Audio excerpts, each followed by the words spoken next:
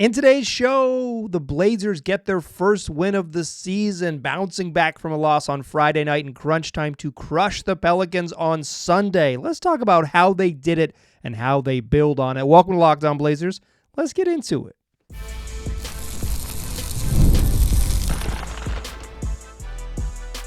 You are Locked On Trailblazers, your daily Portland Trailblazers podcast, part of the Locked On Podcast Network. Your team every day. What up, world? It's your past first point guard and Trailblazers reporter, Mike Richmond. You are listening to another episode of Locked On Blazers, part of the Locked On Podcast Network, available wherever you get podcasts and also on YouTube. Coming out each and every weekday, Monday through Friday. So make it your first listen. Tell your friends to do the same. It's Locked On Blazers, your team every day. In today's show, we're talking about two games against the Pelicans over the weekend on Friday nights.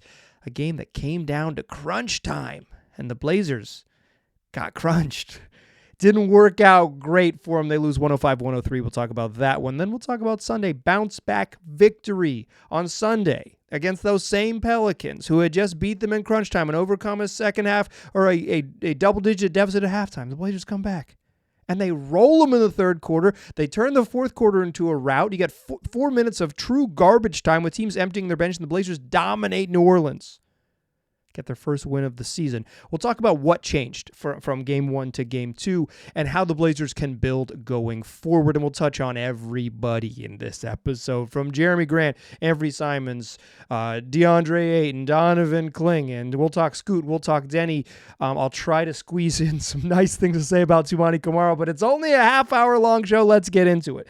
First, what we'll do fastest recap in the West. Blazers on Friday, jump out to a 27-15 lead after one. They're up 47-37 at the break. The Pelicans have 37 points at halftime, and it's gross. They just can't score. But it's only a 10-point lead. And you felt like, because in that first half, that Brandon Ingram was 3 of 12, and Zion Williamson was 1 of 7. And it was like, maybe they need to be up by more than 10 because of how stinky the Pelicans were in that first half on offense. Pels come right out of the break in the third quarter, get a couple alley-oop dunks, make it a game, but the Blazers don't wilt. 84-75 after three quarters, but the Pelicans came all the way down and made it a stinking game. They get within 2 at the 9-minute mark. They tie the game on a CJ McCollum jumper with 8:18 left, and then we get down into crunch time. This game is tied at the 4-minute mark. It's tied at the 3.5-minute mark. It's tied with a minute to go, and with a minute to go, we'll pick up there to close our fastest recap in the West. The Blazers run a play. Anthony Simons takes a step back three over has space around a screen, takes a step back three. That ball comes off, bounces to the Pelicans. They get the ball back and have a chance to go down and score. But Zion Williamson charges into the paint and gets called for a charge, a huge play to get in front of the freight train. And so during the challenge of whether it's a stoppage, the Blazers call a play. They come out in a tie game with just under a minute left, and they don't run the play. I asked Chauncey Billups about this at the end. They don't run the play. Yikes. It ends with Anthony Simons trying to throw an entry pass to DeAndre Ayton that is just a horrendous pass and goes out of bounds, but they just straight up didn't run the play correctly coming out of the timeout. And yet, still with a minute left, the Blazers have a chance. Zion Williamson drives, misses. Blazers get the ball. They get to push the other way. Clock ticking under 40 seconds. Anthony Simons tries to attack the rim in semi-transition as they're pushing, and CJ McCollum wraps him up. A block that ends up looking more just like a theft. It's a jump ball. It's Ant versus CJ in the jump ball. The jump ball was really towards CJ McCollum, but the Pelicans win it. They get to, they get to call their timeout now, and Brandon Ingram gets the switch they get to run a play and then walk it down in a tie game. They don't call a timeout, importantly, because the Blazers had to keep their Anthony Simons on the court. They get to, get the mismatch they want, get into a pick and roll, let Brandon Ingram go to work. He takes what is a difficult shot, but he's a difficult shot maker right over the top of Anthony Simons. He scores. Pelicans by 2. Blazers take their timeout. They've got just under 5 seconds left, and they run a really weird play. Anthony Simons catches it in the backcourt, but he doesn't catch it with a full head of steam. He catches it with like a half head of steam, and then blazes into the paint with his head down. It's just an all-go for Anthony Simons. Catch it and go. Gets into the paint. Blocked by Herb Jones. Blocked even harder by Zion Williamson. Pelicans win. That's your fastest recap in the West. Blazers bounce back on Sunday, though. We'll talk a bunch in the third segment about that crunch time. I thought the final 4 minutes was the Blazers reverting back to some bad habits, but they didn't let that game carry over. I thought they were pretty resilient on Friday when, it's like they probably should have had a bigger lead. The Pelicans cut into it in the third quarter. Blazers said nope. Pelicans, even took the lead early in the fourth quarter when Jordan Hawkins was going nuts, and the Blazers, still had chances, but just the final 4 minutes, particularly the final 3.5 minutes, the Blazers didn't make it happen. In that game, we'll skip the box score stuff for now. So Sunday, get a chance to bounce back. Blazers lose on Friday night, 105-103. So they come back after a 2-point loss. Sunday night, here's your fast recap in the West for Sunday. Pelicans jump out to an 8-0 lead in the first quarter, and it's like, oh no. Blazers haven't scored for the first 3 minutes of the game. Oh no. Are they about to get boat raced on out of here? No, they're not. The Blazers respond with a very strong close to the first quarter and take a 26-25 lead after one. Down 8-0, up one after one. That's good news. And they have a really, really solid second quarter. Outscore the Pelicans 33-22, take a 12-point lead into the break. And here they are again. Double-digit lead at halftime. But instead of, it's like, the Pelicans, again, haven't played great. But it didn't feel like the Blazers had missed as many opportunities in the second game on Sunday's game as they had in that Friday game. It felt like, okay, the Pels are probably going to make their push, but it wasn't like they should be up more because the Pelicans have been stinky. The Blazers, I think, took more away on Sunday than just kind of like bad New Orleans basketball.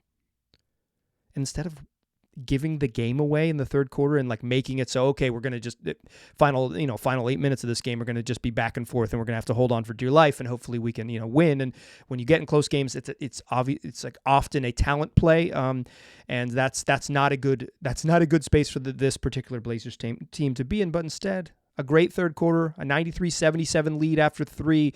Jeremy Grant led the way. Anthony Simons was pretty darn good. They got some good contributions up and down the roster, balanced scoring with all 5 scorers in double figures.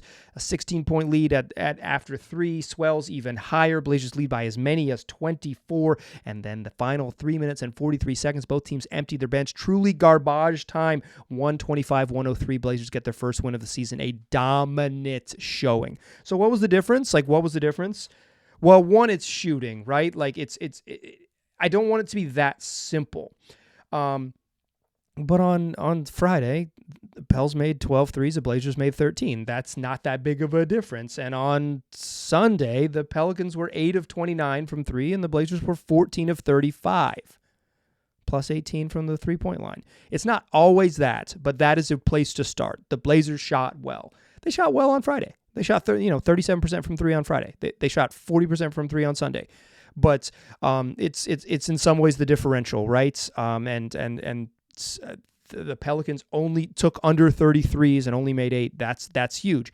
The Blazers also won the possession game. That's how they won this game. They won the possession game. They dominated the glass. 22 offensive rebounds, including 6 from DeAndre Ayton and 6 in just 13 minutes from Donovan Clingan, who was really good in this game.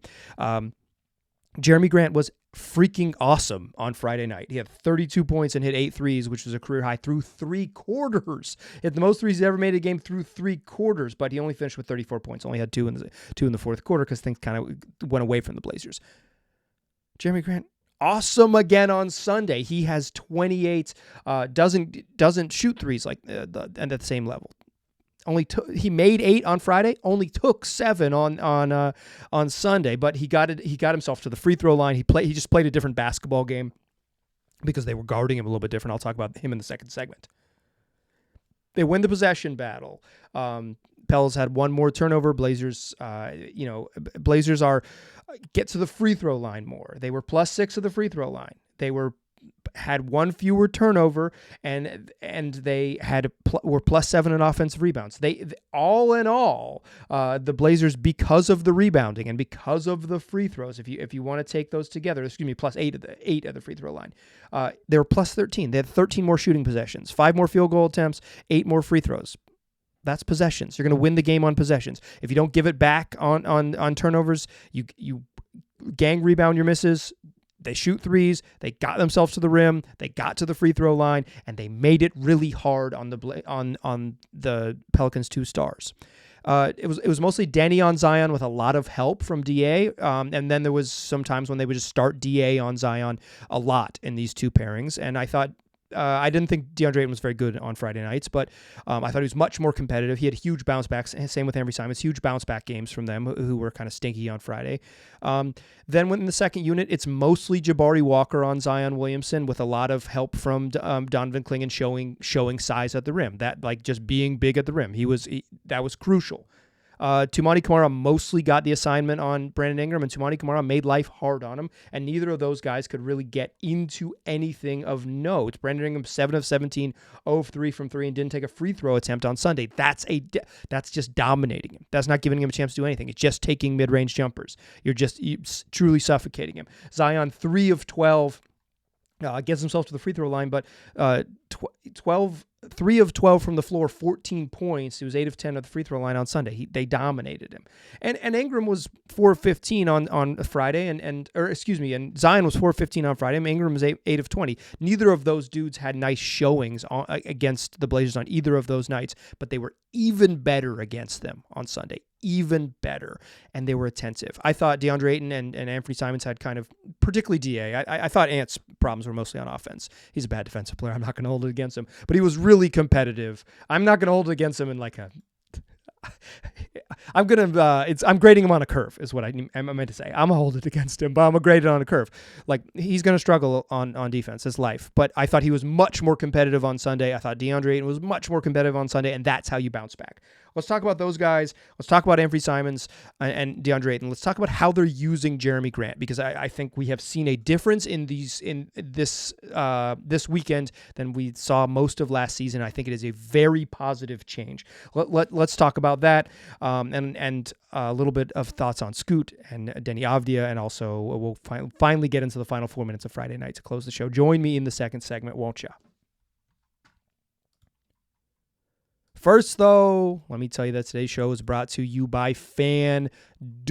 Get ready to tackle NFL action with FanDuel, America's #1 sportsbook, because right now, new customers can bet $5 and get $150 in bonus bets if you win. The FanDuel Sportsbook app gives you everything you need to place live bets on the NFL all in one place. So when you get a hunch in the middle of the game, you can check out the latest stats. You can view live play-by-play and so much more, all right there on the same page where you place your bets. The app is super clean and easy to use. You can be an up-to-the-second wagerer. Just visit FanDuel.com to join today. You'll get started with $150 in bonus bets if you win your first $5 bet. That's FanDuel.com. Never waste a hunch and make every moment more with FanDuel, an official sportsbook partner of the NFL. All right. Sunday was a crucial bounce back, the first win of the season, a dominant showing. The Blazers were in position to go 2-0 against the Pelicans, for sure. But how did they do it? I mentioned the possession game, right? That's kind of the simple basketball on paper stuff, right? If you give yourself more opportunities, more shot attempts, more free throw attempts, fewer turnovers, make the shots that are worth more points. Those are threes. This is the simple stuff. But they've also been utilizing Jeremy Grant in a way this season that they often did not last season, and it is a huge improvement. On Friday, Grant is reigning in a career high 8 3-pointers. He took 17 threes. He took 23 shots, 17 of them were threes. But 8 of 17 is a crazy shooting night, right? Like, that's some positive reinforcement. That's why he kept doing it. And all of them, go back and look, he is not the primary guy in the action. He is filling in behind. As a pick and roll happens, he is just walking himself up to space, either particularly at the right wing or towards the top of the key, but particularly at the right wing. And as the Pelicans help down, as the Pelicans help on drives, they try to shrink the floor a little bit on rolls to the rim. Jeremy Grant's just getting clean kickouts. They're helping too far off of him. They're not closing out hard, and they're helping too far off of him. And Jeremy Grant's raining down, hitting 8 threes and scoring 32 points through 3 quarters, 34 in the game on Friday. He was great, but he was doing it by just filling in the gaps, by just saying, I can get to a spot where I know I'm going to be open. Like, I can read off the primary action, and with the way they're helping, if I get set, I'm going to get catch and shoot shots. I'm going to get clean and easy shots, right? That's huge. Because Jeremy Grant has been a 20-point scorer who shoots 40% from 3 each of the last 2 seasons, except that the first season he played with Damian Lillard and his 3-point rate was way up, and last year he did not play with Damian Lillard, famously, and his 3-point rate just dipped, and he was taking bad shots, harder shots. Challenging 19-footers are much harder than they are catch-and-shoot threes. That's awesome. But when you take 17 3-pointers in a game and you make 8 of them, and you score 30 through 3 quarters, you got everybody's attention. Why Jeremy Grant didn't get to shoot the game winner down 2 with the ball with 5 seconds left, I will never know, y'all. I will never know. But it just wasn't what the Blazers were going to do. We'll talk about that to close the show. That's a third segment. That's a little teaser for the third segment. But you get everybody's attention when you take 17 threes. You get everyone's attention when you take 17 threes and 8 of them go in, right? But the volume matters. The willingness to take 17 threes in a game means that this is where I live. I'm going to be opportunistic around pick and roll stuff, around dribble handoff stuff, around drives, baseline drives. I'm going to drift to that opposite wing, and so I can get a kick out. And if you help off me, it's going to be a problem. And so Jeremy Grant took 7 threes in the second game, which is still a good number for him. I think between 8 and 11 is a great number for Jeremy Grant. I think Jeremy Grant taking 10 threes a game is like straight up really good for the Blazers. So I think that's it might seem like a lot if you are from another time, but I think that's the move. I think that's a good space to be. But instead, he got himself to the line. He took 12 free throws. He struggled to be in this game from the free throw line. He's just, I couldn't make free throws early in this game. And then he's kind of settled in and made his free throws to end the game. But he gets 12 free throw attempts. He only took 2 shots. He only made 2 threes, took 7, but he was 7 of 10 inside the arc.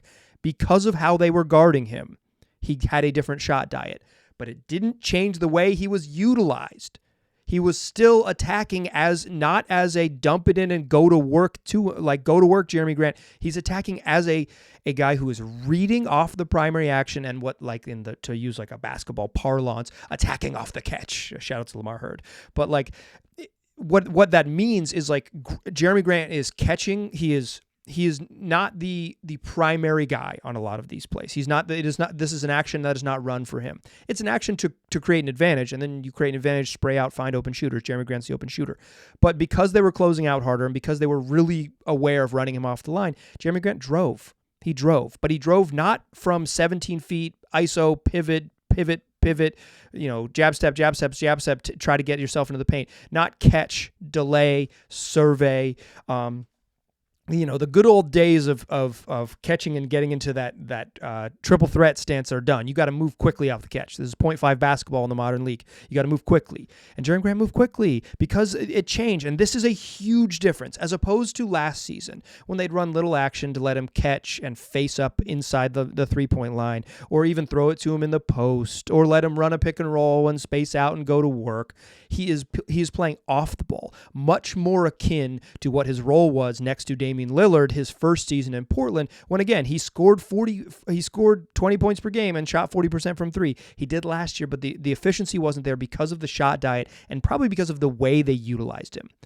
Using Jeremy Grant like this is incredibly smart. Will it last forever? I don't know, but this is the best version of Jeremy Grant. And then on defense, He's playing off the ball. Because Denny and Tumani, because it's like a DA Denny look at Zion, kind of depending on how they switch stuff and pick and rolls and things like that. But a lot of Denny and a lot of DA on Zion, and because it's mostly Tumani on Brandon Ingram. Jeremy Grant is an off-ball guy, and he blocks 4 shots and gets 2 steals in this game. This is the best version of Jeremy Grant when he is not the primary point of attack defender on defense, and he's not the primary number one throw it into him primary focus of actions on offense. When he fits in on both sides, he can be a dude who scores 28 and grabs 5 boards, and the other night has 34 and had 6 rebounds. Now that I look back at the box score. Utilizing Jeremy is like, this is huge. I went a little long on JG. Let's talk quickly on Ant's bounce back, and then we'll talk about him to close. We'll talk. And let me just say this quickly, positive stuff, and then we'll switch to the Friday game. Anthony Simons and DeAndre Ayton particularly struggled in that the end of that Pelicans game. Ant came back and played really hard on defense and made shots. I didn't think he was having this spectacular game, and then he made 2 threes to just kind of ice it, just to end the game at the end. Finished 5 of 10 from 3 with 27 points. 27 and 6 from Anthony Simons. You can't really pick on that. They need him to be competitive, and hitting 5 threes is huge. And he was much more obviously attentive and aggressive on defense. This is just a straight up good Ant game, and he needed it because he had a kind of a stinker to close the game on Friday.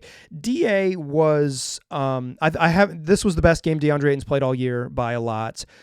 He was just active. I thought Friday night he just looked kind of he just never got a rhythm on either side of the ball, and he looked really bad on defense to end the game. He just found himself in no man's land, not doing anything on defense, and that is a tough place to be. I thought he was way better in this game. I thought it was the best game of the season. Big bounce back for those two. Let's talk Donovan Clingan. Let's talk Scoot Henderson. Let's talk Denny, and let's talk the final 4 minutes to close the show. Join me in that third segment, won't ya? First, though, I want to tell you that today's show is brought to you by Gametime. It's the place for last-minute tickets. What makes Gametime so great is that it's an app with a whole bunch of features that help you save money and help you save money quickly. So in a couple clicks, you can say, I want to go to a Blazers game. Portland Trail Blazers, search in the app. You'll pull up a map right there on your phone of the Moda Center, and you'll see Gametime picks. They'll have the little logo on it, and if you look at the Gametime picks, they're curating selections throughout the arena that are going to help you save money if you want to go to games. It's not just Blazer games; it's all sporting events, concerts, comedy, theater, or live theater, or what have you. But if you're a Blazer fan, this is a super simple way to save money quickly. I like to toggle in the all-in pricing feature, which shows the total upfront cost, so there's no surprises when you get to checkout. Plus, if you've never been to the Moda Center or you're sitting in a new arena, you can have seat views, get a panoramic view from your seat right there in the app even before you purchase anything. So take the guesswork out of buying tickets with Gametime. Download the Gametime app, create an account, use the code LOCKEDONNBA for $20 off your first purchase. Terms apply. Again, create an account, use the redemption code LOCKEDONNBA, that's LOCKEDON NBA for $20 off. Download Gametime today. What time is it? Gametime. Still a pass first point guard. I'm still Mike Richmond. You are still listening to Locked On Blazers. I'm going to try to not make this show forever long, but we got some stuff I want to touch on. Donovan Clingan can defend. He can defend. I'm really excited for when Donovan Clingan can play a little bit more. But I don't think I straight up don't think he's quite there physically able to play. He played like 14 and some change, 14 and a half minutes on Friday, got in there for 13 minutes on Sunday. There's not a ton of space for him to play way more than that. But like you wish he could give you a clean 18. You wish that when he was rolling, he could give you a clean 18. On Friday, the first shift he had on Friday, he came out and clearly had an ankle problem. He was pointing to his ankle, went over to the bench, was kind of holding it. They went and talked to him on the bench. They didn't do anything about it, but they were like, "Are you good?" Yeah, he tweaked his ankle, clearly. So I think, and Chauncey Billups mentioned it after the game that he was kind of worried about, how much can you play him if you're laboring a little bit through an ankle. Like, this is there's no reason to be like, let's get 3 more minutes out of him and like ruin his month, right? And then on Friday, it's just, DA's playing a lot better. There isn't a need to get necessarily to be like, okay, if we could only just play this rookie center more. But the offense still isn't like, it's like, how's he going to score? He's going to be a garbage guy, and he's going to and that's the place his offense comes from, right? But he knows how to work in pick and rolls because he can find himself a little bit of space. I don't think he needs to be a individual offensive player to have value because the offensive rebounding is so good. 6 offensive boards this is in Sunday's game, the second game against the Pelicans. He has 9 total rebounds, but 6 offensive boards and blocks 2 shots in 13 minutes. And his sheer size was a problem. And that comes on the heels of Friday's game where he blocks 4 shots in 14 minutes. So he played like 27 minutes, 28 if you want to round up, over the course of the weekend and blocked 6 shots. He's just a per minute monster. He's so big. He's not fouling. Like, he's not having like the typical rookie big man. Well, he's gonna, like, it doesn't matter if he fouls out because he's only going to play 15 minutes anyway. That's just not what's happening with him. He has such a good feel on defense. I thought he made life miserable for Zion Williamson. Zion is so deliberate, right? He only takes shots in the paint. He wants to go left. He wants to hang. He wants to uses his jumping ability and his strength and his just like first step quickness to only take shots in the paint. He's miraculous at it, really. And Donovan Clingan made it miserable for him. I thought DC was really good. Whenever he can play more minutes, like capable physically, he's going to be even more valuable because he already has the goods on defense. The question is, how much can he play and how good can he be? Because clearly in a small minute role, he is impactful as a defensive player.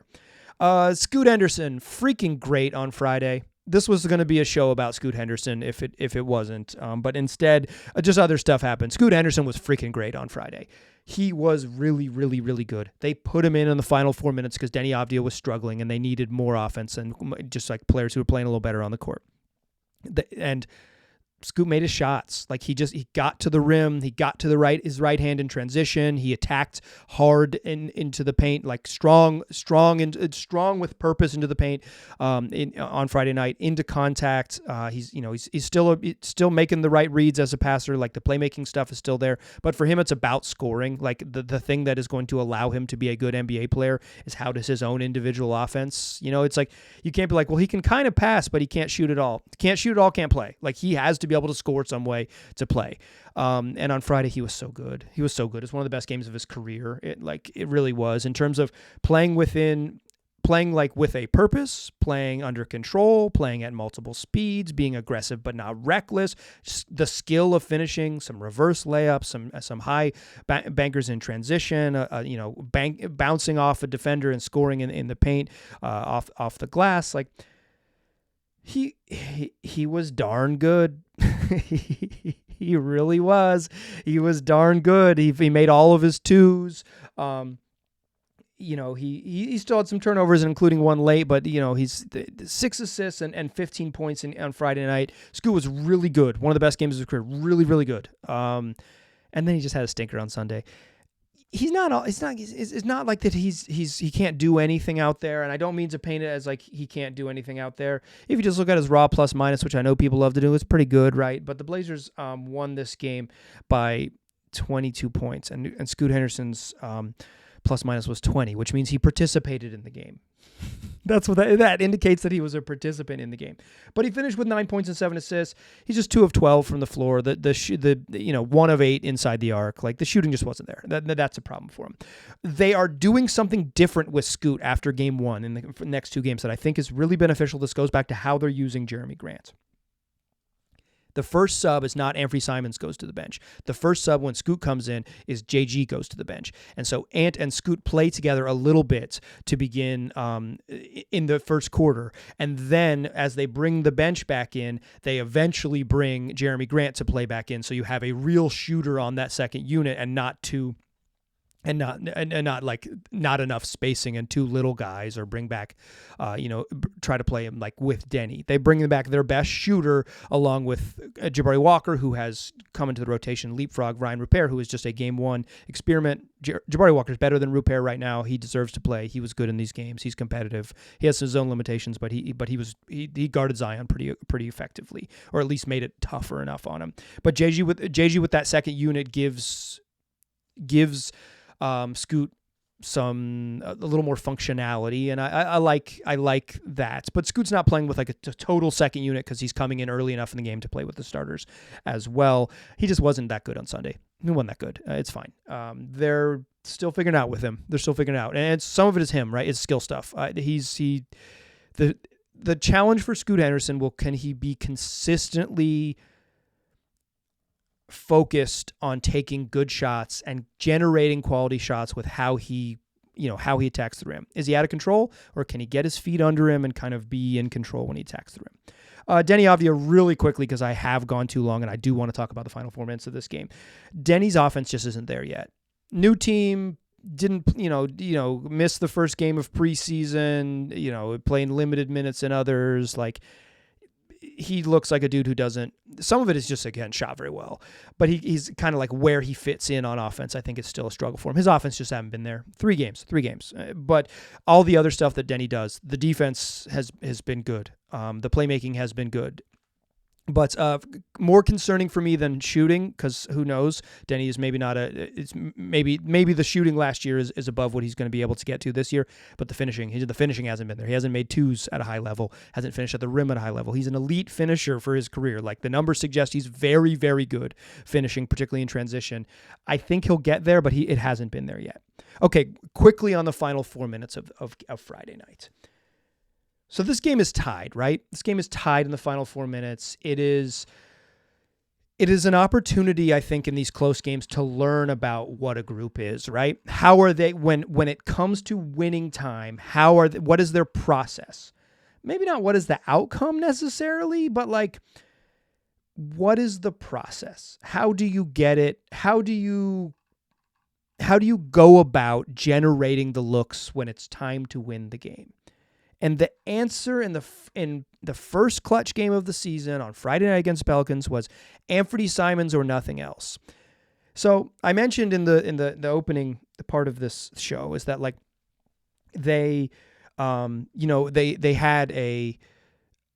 a coach's challenge and a stoppage, and with a minute left in a tie game, and the Blazers just like straight up didn't run the play right. I talked to Ants about it and Chauncey Billups, and Billups, I believe in a press conference that you probably heard, but in the Ant conversation, I don't know that it was televised or whatever, but in the Billups said it's just like they didn't run the play. They didn't run the play. It was frustrating, and I noticed it right away, put it in my notebook right away that Billups was losing his mind. Minute left in a tie game, and the team just like, he's like, what are you doing? And 2 guys in the corner, both Jeremy Grant and Tumani went to the corner. One of them was supposed to go to the elbow, was Ant told me, and they had run that play a lot, or a similar action a lot, and it's supposed to, guy starts at the elbow and then clears out to the corner, and someone else clears out. And because of the way it starts, you get an empty side pick and roll with Ayton and Anfernee Simons. They don't get into the action. They screw it up. DA sets just like a nothing screen, but still, like, if you set a nothing screen, you have a whole open side of the floor. The entry pass is easier. Nothing screen, unbalanced floor. Anfernee Simons throws a terrible entry pass that goes out of bounds. That's a bad one. But that's the players, right? That's not Billups. I'm not putting that one on Billups. The other stuff, though, Anfernee Simons taking a 3 off a screen from Tumani Kamara, and the final play with 5 seconds left. Just too much Anfernee Simons go save us. Too much of it. Just run stuff. Like, it's just a single screen, Anthony Simons dribbling the air out of the ball and hoping he saves you. He's not that dude. Like, he's not Damian Lillard. He's a pretty darn good offensive player. He's certainly your most dynamic offensive individual creator, but putting him in a position where it's just go cook isn't good process. It's bad process. And that is what bothered me about Friday nights. And the last play of the game. Jeremy Grant's made 8 freaking 3-pointers. You're down 2. Run a play to win it. Run a play to win it. Run an action. So I talked to Ant about this, and he says what they were telling him in the huddle was like, get to the rim, attack.